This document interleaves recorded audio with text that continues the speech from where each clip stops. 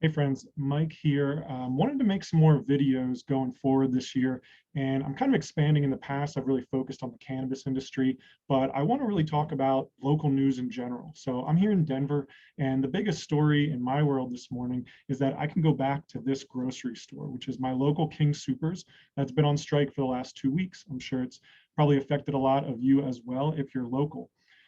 The reason I want to talk about it is because I really think that this is a case of capitalism working as it should. And I'm seeing a lot of people kind of looking at it either through two lenses. Some people, definitely the minority, not many people say this, but you'll see it occasionally in comments on articles and stuff, are against this kind of strike, right? Let us go back to our grocery stores, stop arguing with your employer. We can put those people aside. I don't know why you'd possibly be on the side of like the billion-dollar corporation. And then on the other side, but I'm seeing a lot of people saying, you know, this corporation's evil and I never want to go back to King Soopers and they don't care about their employees. And I think that there needs to be, and there should be, a middle ground where we can say, this is a healthy dispute between employees and employers. And in our country and in our culture, I think we have too much of an either or on the relationship that you have with your employer. Either you love your employer, they're your family, you don't question, whatever they have to do, they have to do. You don't want to quit your job because you love working for them. Or on the other side, you hate your employer, they don't pay you enough and you complain about them and you want to leave and they're an evil corporation. And I think that we need to normalize the idea that you and your employer are in an adversarial but mutually beneficial relationship, and they have power because they have all the money, and you have power because you have the labor. And when you have a dispute with your employer, that is a business dispute where you are selling a service to them, your labor, and that it's okay to have a dispute. So I want to talk a little bit more about King Soopers in a moment, but let me tell you a personal story about a time that I had a dispute with my employer and I decided to find out exactly how much power I had, and I flexed all the power I had and I lost, as I kind of expected to. So this was about 5 years ago. It was my first job working in the cannabis industry, working for, at the time, the biggest software company in the cannabis industry. We're going to call it THC Highway. I used to work in the clock tower downtown. Don't want to name names, they're big and public now, so I don't want to ruffle any feathers over there. But if you're in the cannabis industry, or you know me and you know where I worked, you probably know where I'm talking about.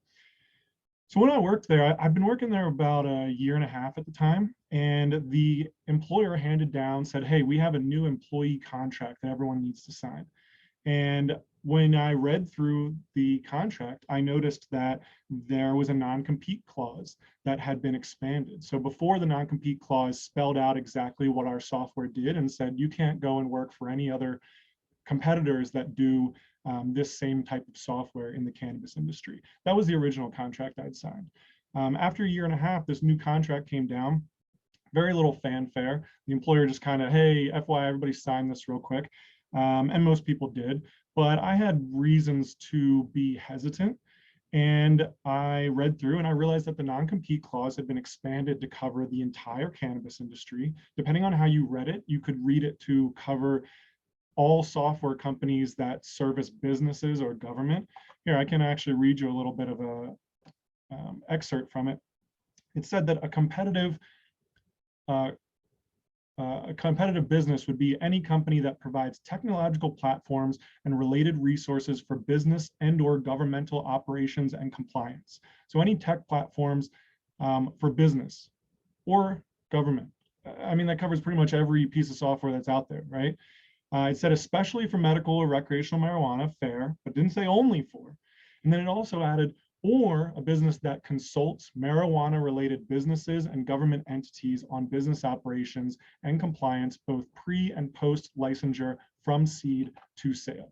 So essentially, what I saw in that reading was, if I signed this, I would not be able to work anywhere in the cannabis industry that does any consulting, or I arguably couldn't work at any software company that sells their software to businesses or governments. And I felt like that was far too wide of a non-compete. So, truthfully, I had been there a while. I was somewhat ready to leave anyway. And I decided, hey, I have the power to not sign this, and they have the power to terminate my employment. And I felt like I had a very valuable role helping design the software. So I wanted to see, let's have this dispute. If I refuse to sign it, will you adjust the language? If I flex my power to not help design your software, do you feel you need my expertise? I felt that they did need it. And is that enough power that you'll change this contract? Or do I not have that power? And quite frankly, I suspected that I did not have that power. I didn't think that they took me seriously enough that they would change this contract to fit me. So I told them that I was not willing to sign it as is. I was the only employee in the entire company that raised an issue over this, as they told me multiple times.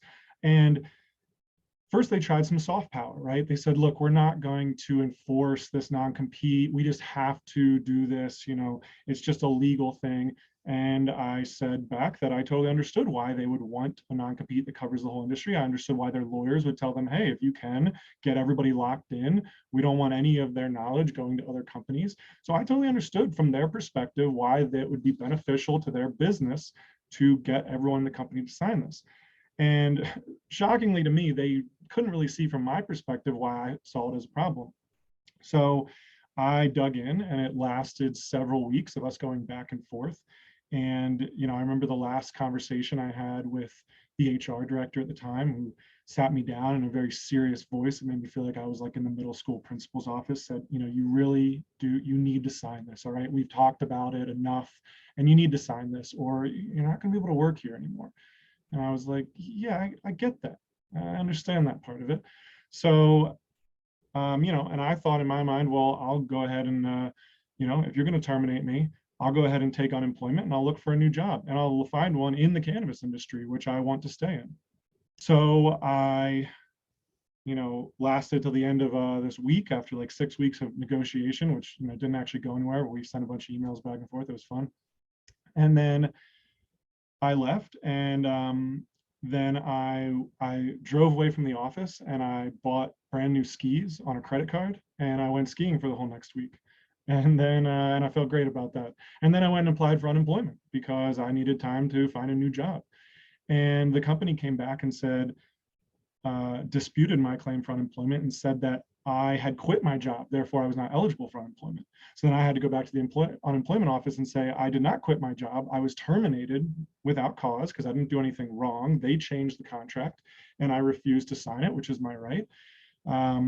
We actually had to have a hearing with the unemployment office with a retired judge, who was basically the judge listening to us. And he was a character unto himself. Every time we tried to talk over one another, he like yelled and said, "Stop talking! You talk first. Okay, now you." And like I was like terrified of upsetting this guy because I wasn't sure what I was going to do if I didn't win this dispute. So we went back and forth. 3 weeks later, or a week or two, I got a letter in the mail that said the judgment had been found in my favor, that I was terminated without cause, therefore eligible for unemployment. And for the next 4 months, I looked for a job in the cannabis industry. And I felt like that was, 4 months later, I got a job in another software company in the cannabis industry that paid me almost twice as much. So the epilogue to that story, at no point did I tell them they were evil. I told them I thought they were being unfair, but I didn't say that they were an evil corporation that was exploiting me. I just said, I understand your perspective, that you want me to sign this. You should understand my perspective. I don't want to sign it. And the government helped give me more power, right? Because by the unemployment system being there, it gave me a little more power because I didn't have to be scared that I wouldn't pay rent at the end of the month for them changing up their contract. And when I came onto the job, I didn't agree that I would sign any contract they brought me.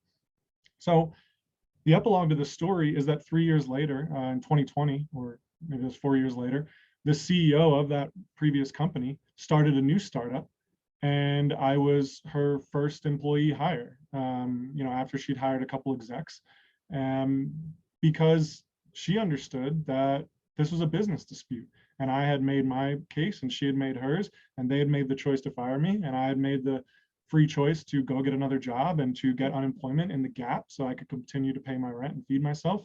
And in my mind, that all worked out. That was capitalism working. That was me entering into a contract, them changing the contract, me declining to come onto the new contract.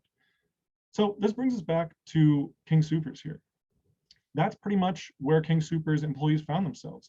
The only difference is that instead of me just arguing, hey, you need my skill to build this piece of software, and them saying, we don't really think that we do, we'll build it with other people, which is their right. Instead, a union allows all the employees to come together and say, you can't run this business without us. And the store still has the right to go find other employees that aren't in the union, but it can be hard. And what happened, let's look at the context around this strike. The employees realized that if there is any time in 5 years on either side of this moment, that there probably is no other time that they would have more power than they do right now, right? Usually employees almost always have less power, but sometimes, because the company has billions of dollars, but sometimes circumstances make it so the employees have extra power. So why the employees have extra power right now? Number one, the essential workers designation. We just had a 2-year, experience where the whole public was alerted to the idea of this essential workers. Grocery store employees in the public eye have shot up as far as the amount of value that the public sees in them. So one thing, when you're going to strike, you need customers as much as possible to not go in the store, because you want to deprive your employer of money, right? That strengthens your negotiation position, because that makes them start to hurt. And the more that they hurt, the more that they have to give into your demands. It's a negotiation. This isn't you're hurting them for personal vendetta, you hate them. It's just saying, we think that you need us, and you think you don't need us, or at least you don't need to pay us more to keep us. So we want to inflict pain on your business operations so that you can understand how much you need us. Well, right now, the public is on the side of grocery workers more than they could possibly have hoped for at any other time, probably in history. So that's a great thing that helped those workers have way more power. So they've decided, what, we're going to flex that power. What's the second thing that gave them tons of power? How hard is it to hire people right now? King Soopers can't just turn around and put out an ad and hire 40 people to run the store. They can't even, employers are struggling to hire people at all. So the employees looked at this situation and said, if there's ever a time for us to flex our power, it's now. And that was a great decision by them. And that's going to allow all these hourly employees who otherwise would feel very powerless compared to the corporation, now they get to actually have enough power to push back. So it's not really about, so many people are making this about, is it fair how much they're being paid? And even the King Soopers Corporation is saying, well, social workers only get paid this much, or roofers only get paid that much, so what we pay you is fair. It's not a question of fair. It's a question of who has the power. If the employer had the ability to hire someone for $2 an hour, they would do it tomorrow. And that would give them power to force your wage closer and closer to that $2 an hour. But if they can't find anyone, and the cheapest they can hire replacements is $25 an hour, then guess what? You have the power to force them up closer and closer to 25. This idea of fairness is a very, moralistic way of looking at employment. And I think that it's the wrong way to look at capitalism, and I'm a fan of capitalism. I think capitalism is a good way to help two sides have a business relationship, adversarial but mutually beneficial. So, just to take some of the emotion out of this, because I think when you're talking about people's employment and their ability to feed their families, it can get very emotional. So let's take a step back and make it very business. If there was someone who sold apples to King Soopers, they were the apple supplier, and they come in one day and say, King Soopers, you're killing us with these apple prices. What power do they have? Well, they have the apples, right? And King Soopers says, well, we can go and buy them elsewhere. We have all the money. So that apple company might then say, well, you know what? It's been a bad season, and we don't think you can find apples for cheaper than this. As a matter of fact, we think it would be more expensive for you to go find somewhere else. And for some reason, we'll make up, hypothetical, the public really supports apple farmers right now. Maybe there's a wildfire that burned down a lot of apple orchards on the western slope. So right now, the public is really behind apple farmers. They see us as small businesses struggling to survive. So we're going to refuse to sell you apples, and we're actually going to send our employees to stand outside your store and hold signs that say, this King Soopers is refusing to pay, is refusing to settle a dispute with their Apple suppliers, support Apple suppliers, refuse to buy apples here. If they go find apples somewhere else, don't buy them, stand on our side. That, and they would come back to the negotiating table, and King Soopers might say, all right, you're really hurting us here, because a lot of customers are going to other stores because they don't want to cross that like picket line. They want to support you, and that's really hurting us. We're seeing our sales go down, so we're willing to pay you another $1. And then the Apple company can say, well, we want you to pay another $2 per apple, because we think that we hold all the cards right now. We have a lot of power. We're sending customers away.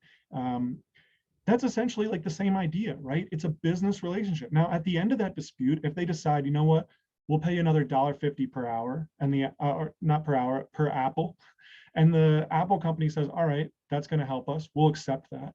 At the end of that dispute, there's not hard feelings. It's not that King Soopers is evil. They're trying to get as good a deal as they possibly can on stocking their shelves. And the Apple company is trying to get as much as they possibly can for the goods that they sell. And I think that that's the same lens we should look at this labor strike. The laborers are saying, we are going to sell you labor, and we want it to be sold at a higher level. And then King Soopers says that we think, call interrupting me here. King Soopers says that we think that we can find someone to provide us that labor for cheaper. And they dispute and they negotiate. And a lot of the news stories come out of it very emotional, right? Because if you're leading that union, yeah, you're not going to pull punches. You're not going to go out there in the news and say, look, King Soopers, they're a fine corporation, it's a pretty good job, but we just think that we want a little more money. No, you're going to say, as long as they're paying $1 million bonuses to their executives, we think that we should get some more money. That's how you play the game. And then on the other side, King Soopers is going to say, well, we think we're giving a fair wage. That's part of the dispute, all right? That's a healthy dispute between two people in a business relationship. So this is all to say that today, when it's announced that the two sides have come to an agreement, they've reached a price for labor that the laborers feel is fair to them, or at least their union leadership have said they think it is, and they're not going to vote on it. And the company says, we can afford that. That's a win. That's a win for all sides, right? And in my view, that is how, we need to get to this place where we realize that this is how capitalism should work. It allows both sides to have their dispute. It allows both sides to flex the power that they might have, especially the workers who have the power to organize, the right to organize and negotiate as a group, the right to free association that is guaranteed to us under the First Amendment. And that's what they've done. They've organized, they disputed, and now they're going to go back to work and they're going to get paid what their new agreement is. And, I've seen some people saying, well, I'm never going to shop at King Soopers again because they're evil and they got in this dispute with their workers. What we're doing there is we're setting up this dichotomy where you only go on strike if your employer is an evil corporation that no one should patronize. And now what that does is it sends the message to people who work at an employer who think, hey, I like working here, but I wish they paid me more. Now they're getting the message that the time to go on strike is when your employer is evil and hates you and doesn't support you. That's the time to flex your power. No, the time to flex your power is any time that you realize that you have some power to flex. If you have a really important job and you think that your employer probably couldn't find someone to replace you, then you have power and you should go to them and say, hey, I would like some more money because that's what you have and what I have is my labor. So as long as I'm giving you my labor, I'd like you to give me more money. And that's not a personal attack on your employer. That's not telling them that you think they're evil. It's just telling them that you have a right to flex the power that you have. And I think that that's what we should see in the King Soopers strike. They flex their power. It sounds like they're going to get a better deal than they otherwise would have, which you could arguably say they won. But King Soopers didn't lose. They get people to come back to work. I'm going to go to the grocery store maybe tomorrow. I'm going to spend my money. The employees are going to get paid. That is a win all around. And that is how these disputes, I think, should be viewed. And when we make the disputes a moralistic fight between the right and the wrong and the evil and the good, we send this message that the only time that workers should ever flex their muscles is when their employers are being evil. And I think that that just sets us all up for a worse society. if you have power and you have the ability to push back on your employer to get something more for yourself, you should do it, because I guarantee you the employer knows the power that they have and they won't hesitate to use it as much as they can. And that's understandable from their side. And they understand, as much as they want to moralize to you, because that's what they'll do and say, we're not evil, don't strike, don't try to press your power against us. We're a family here. You're not a family. You're in a mutually beneficial but adversarial relationship where you should get as much money compensation as you can out of your employer, and they are going to get as much labor and hard work out of you as possible. And at the end of the day, you're both going to go home happy, you having provided them with labor, them having provided you with money. And if we all look at things through that lens, all of us are going to have a much better relationship with our employer and a much better sense of the power that we have and an opportunity of when we can speak up for ourselves and really get the things that we deserve. The same way the King Soopers employees spoke up for themselves in this moment in history where they have more power than you would otherwise expect them to. And if Safeway goes on strike next month, I applaud that too. And Safeway management is probably looking at the negotiations and saying, look how successful that strike was. Clearly, our employees have a lot of power, and we need to keep that in mind in the negotiations. Let's give them a little more because we don't want to go through that mess. And that's a win for everybody, except the billionaire shareholders of Safeway and King Soopers. But guess what? They're winning anyway. They're doing fine. So that's my thoughts today on the King Soopers strike. I look forward to getting back into this Queen Soopers, as we affectionately call it here in Cap Hill, the historical neighborhood of Denver, and look forward to getting back in there and getting my apples, because you need those for stay healthy, keep the doctor away.